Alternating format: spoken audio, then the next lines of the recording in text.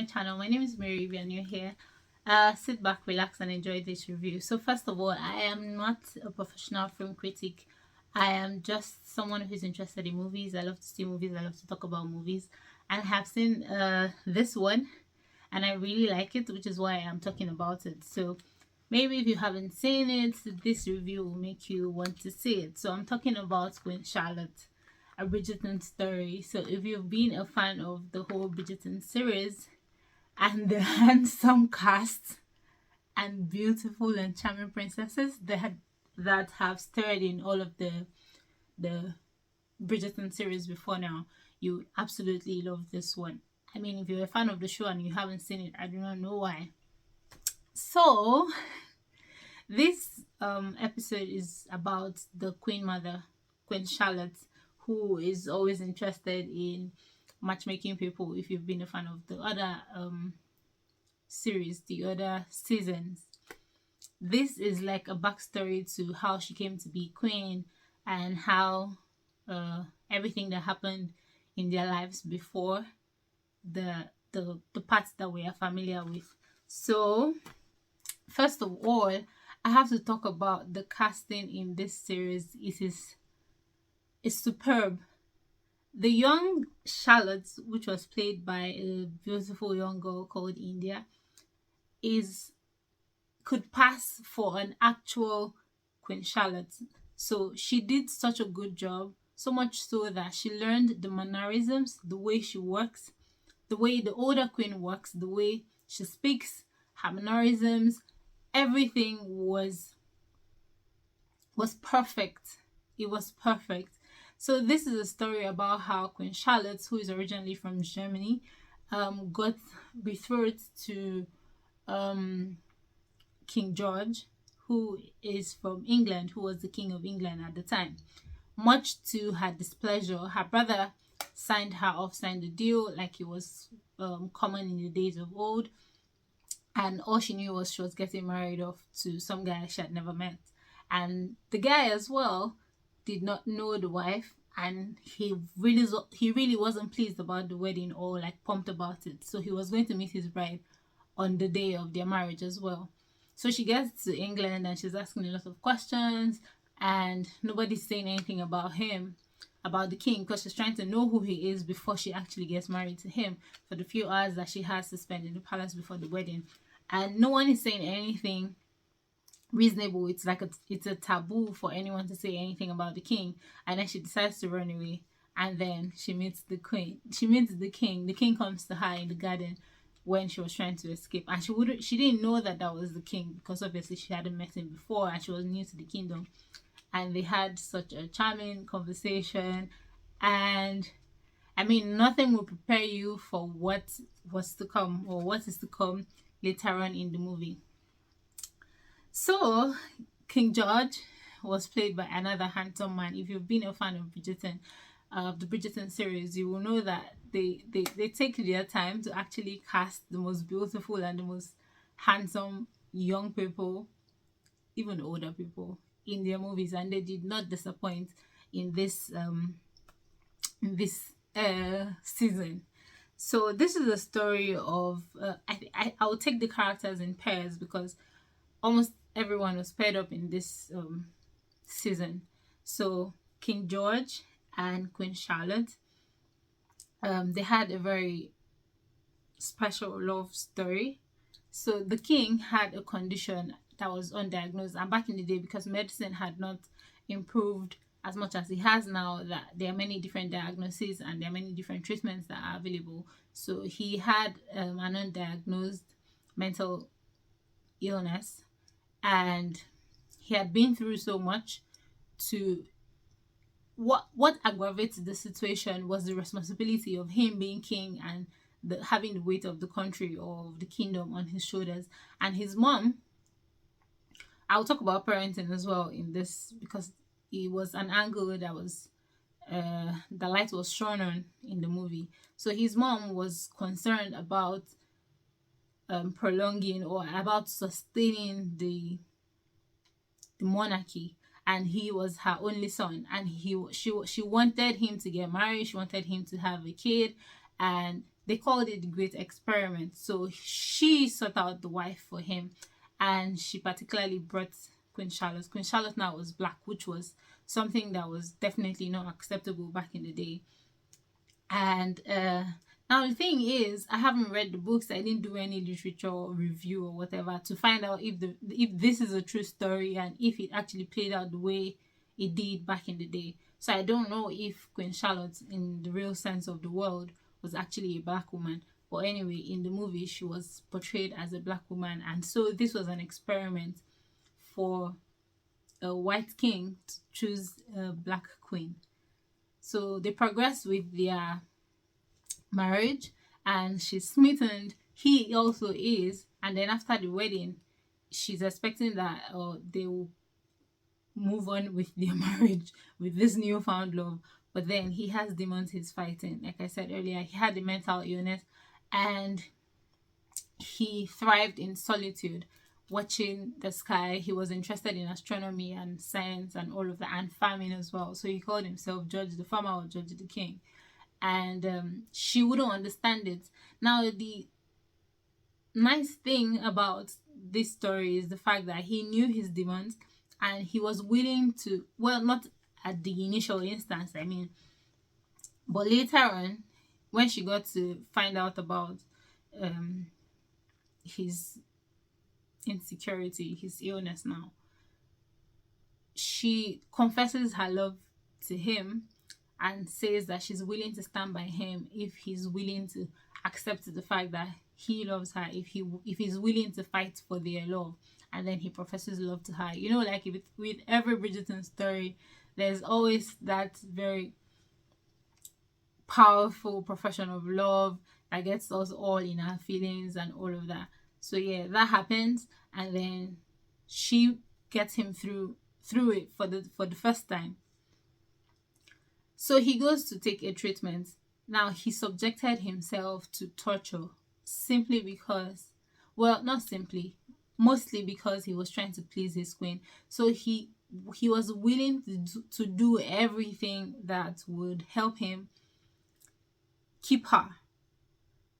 He had this crow doctor. I mean, medicine was so crow back in the day, because the kinds of procedure, if you do your research and you see the kinds of procedures that they did on people.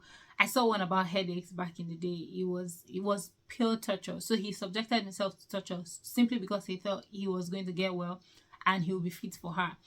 But then, showing what love truly is, she accepts him for who he is, and that is how they thrive up until this day of the Bridgerton that we know, which is why we do not see much of the king in Bridgerton. Is the queen who is running the empire.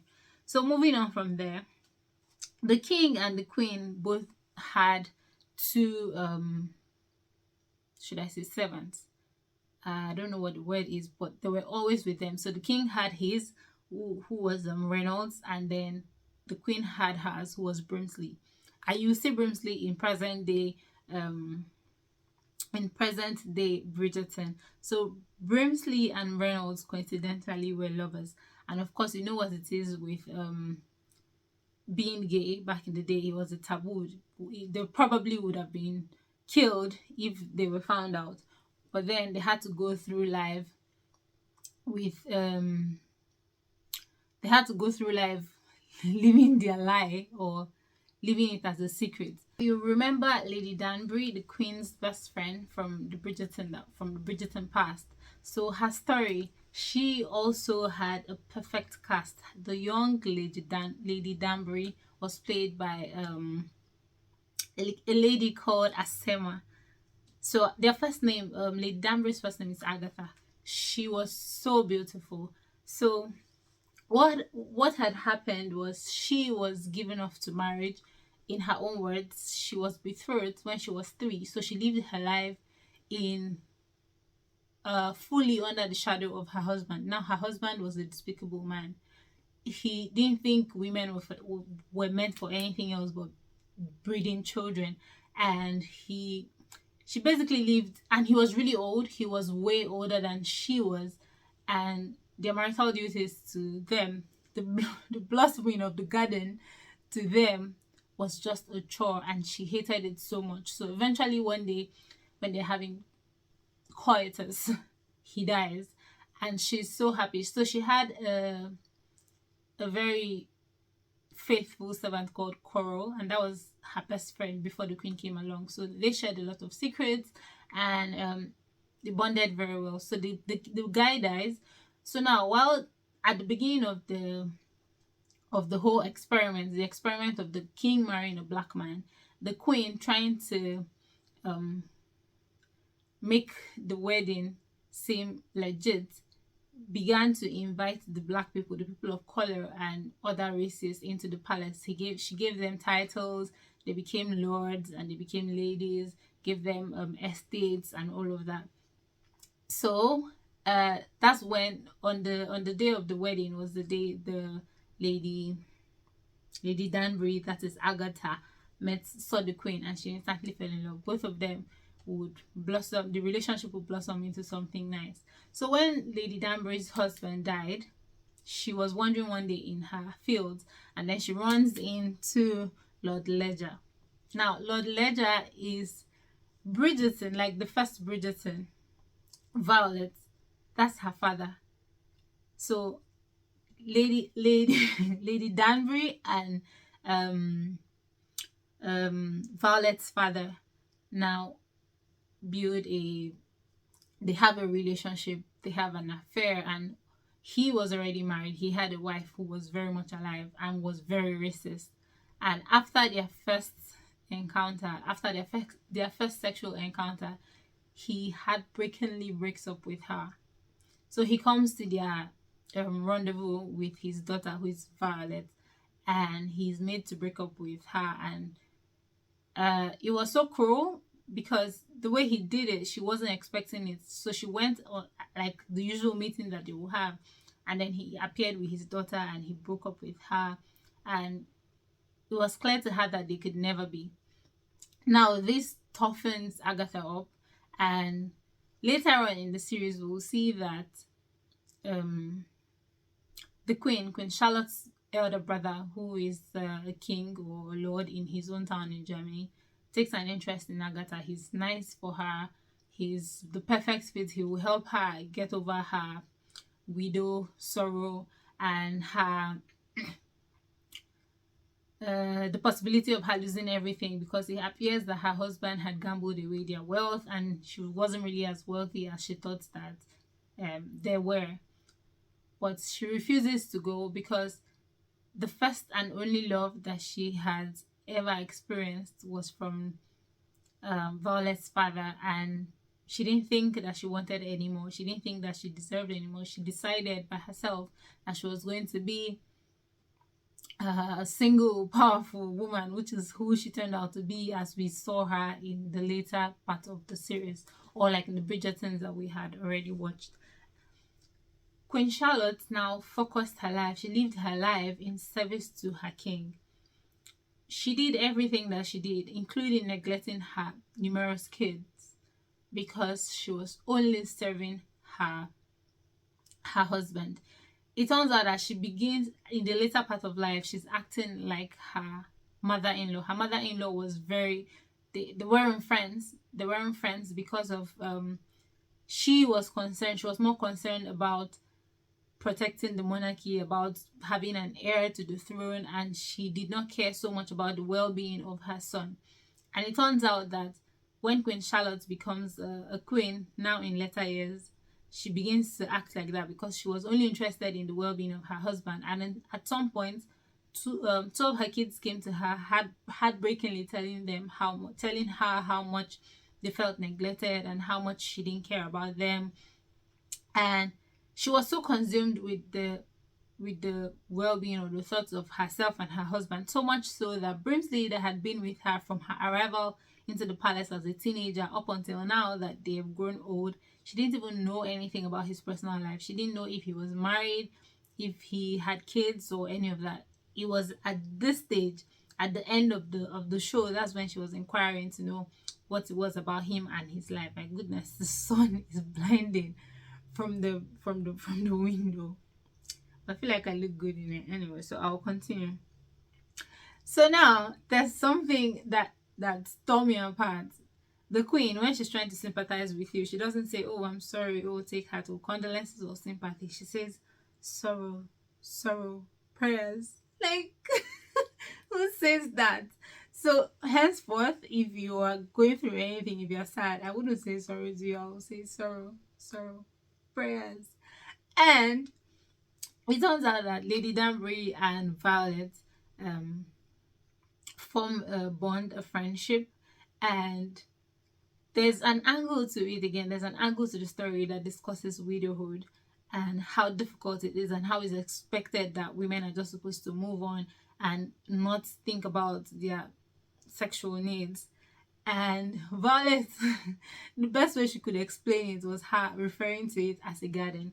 So she said her garden was blossoming and she didn't think that her garden was blooming, that since her husband Edward had died, she never thought about it. She never thought that she would be interested in anyone else. But lately, the garden is blooming and she cannot control it. The sun is shining.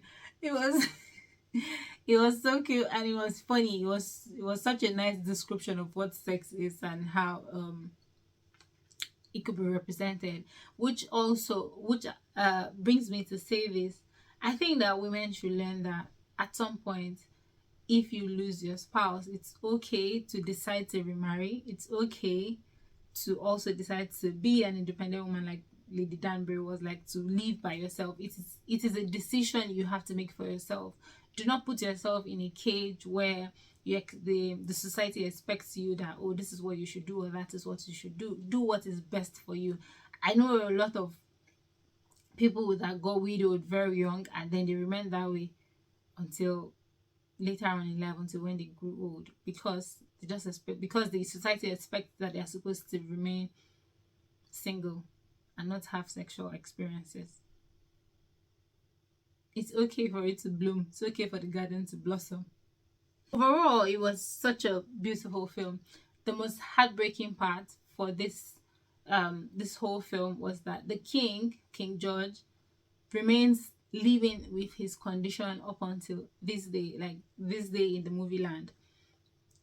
Um, Eventually, Queen Charlotte will have one of her offspring get pregnant, and she runs over to him to tell him the good news.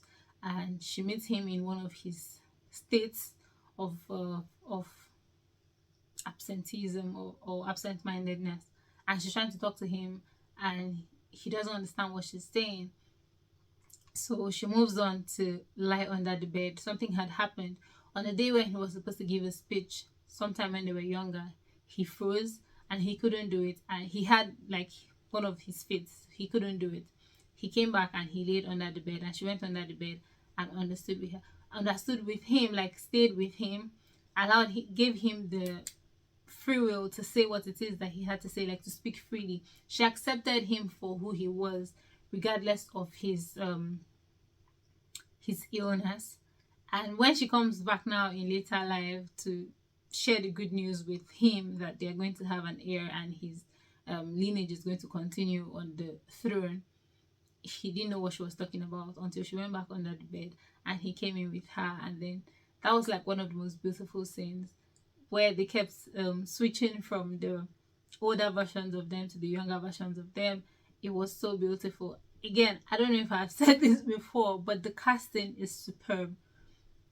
Everything is top notch. This is a movie that is going to get you in your feels. It's such a beautiful story because it's not a conventional story. It also tells that all you need to do is accept your partner. If you decide to be with someone, you have to accept them for what they are, in the good and in the bad times. King George was not always going to be the charming man that was so intelligent and was strong. There were times when he was going to be the way he was, where he was going to be weak, and he needed her strength to be better. Another heartbreaking part of this film was Brimsley and Reynolds. So they do not tell us what happens to Reynolds. We only see Brimsley at the later part of the movie, which is the present day Bridgerton stories. We see Brimsley is still with the Queen, but then there's no Reynolds. And one part that was really sad was when they were playing there was an orchestra playing somewhere, and then Brimsley was dancing alone to a number that he did back in the day with everyone else. It was so heartbreaking. And another thing I liked about this movie is the adaptation of popular songs into classical versions. The music was so good. The costumes, the set, everything about this series or about this season is so nice. People are debating what their favorite Bridgerton story is. It's so I loved it, which is why I'm doing this, obviously. And if you haven't seen it, you should see it. If there's something that I haven't talked about, or there's something you think I spoke and I said rubbish, let me hear your thoughts in the comment section. I'm looking at my book because, like, I'm thinking, is there something I wanted to talk about and I haven't spoken about? It's such a beautiful film. You should see it. And let me hear your thoughts in the comment section. And maybe also recommend movies you'd like for me to see that you think I haven't seen in the comment section as well. And see you some other time. Thank you for watching. Remember to subscribe. It's absolutely free. And turn on the post notification and binge on my other content. Bye.